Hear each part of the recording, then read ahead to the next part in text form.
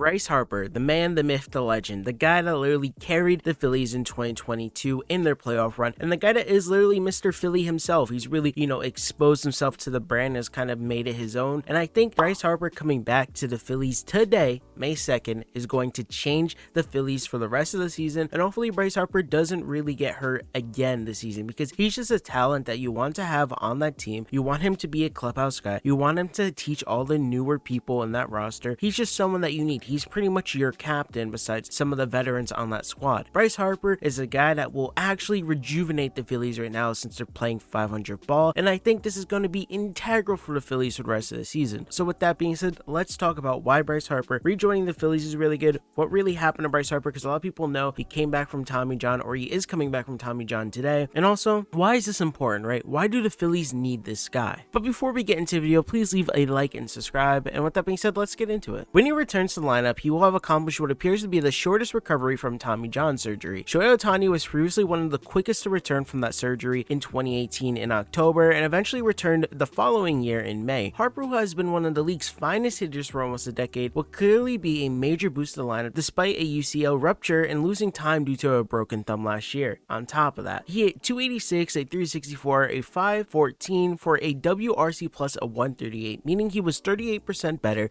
than your average MLB player. Imagine what this guy could do when he was healthy. He would do extremely well, and I think that's what the Phillies are hoping for next season, or even this season right now. Of course, we know he is coming off of Tommy John. A lot of pitchers go through Tommy John, a lot of batters do as well. When you come back from Tommy John, you're a bit different, right? One, you have to get used to major league pitching again. Two, you have to be able to be ready just in case something does end up breaking again. And on top of that, man, coming back from a surgery is scary, but this guy gets paid to do that, and Bryce Harper is a person that will always step up to a challenge. However, if there's one little drawback from Harper's comeback, it would be that the team is less versatile in terms of lineup construction. So for this season, the majority of the DH time has been split between Kyle Schwarber and Nick Castellanos, both of whom are generally regarded as very poor corner defenders. If the Phillies are allowed to employ Harper on a regular basis, it is probable that Schwarber or Castellanos will get the corner outfield playing time a lot more. It's going to be very interesting to see if their defense has upgraded, or if Castellanos still has that defense from those playoff games in 2022. But I guess it is a small price to pay for such an elite bat like Harper.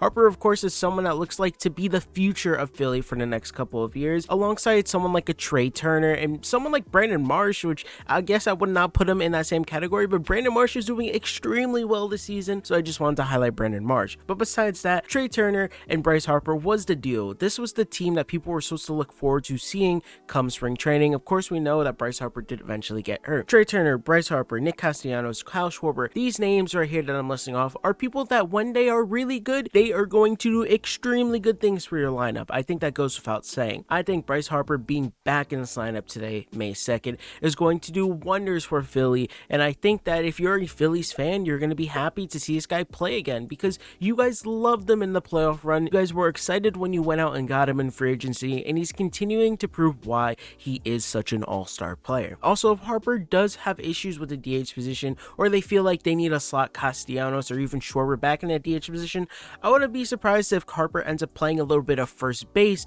in a month or two. I think with Rhys Hoskins out, of course we know that tragic injury that happened in spring training, Bryce Harper getting time at first base is not that out of the ordinary. I think it could definitely happen in the coming weeks or months, and just don't be surprised if you end up seeing him at first base. Regardless of when Harper will eventually end up playing defense for the Phillies, he's a tremendous boost to this lineup every day, and he's been direly missing from the 2023 season. The Phillies have managed, of course, to stay afloat. Like I said, they're currently 15-15 as I'm making this video. They're, of course, a few games out of the playoff race right now, but with some extra momentum in the remainder of the schedule, I think the Phillies could eventually make it back there this year. Let me know in the comment section down below, Phillies fans or even baseball fans, what do you guys think? Are you excited for Bryce Harper to return? Do you think he should not be back so soon? Do you think he could get injured again? And with that being said, thank you guys for watching. My name's Joe. Have a good day or night when you're watching this. Have a good one. Make sure to like and subscribe. Bye.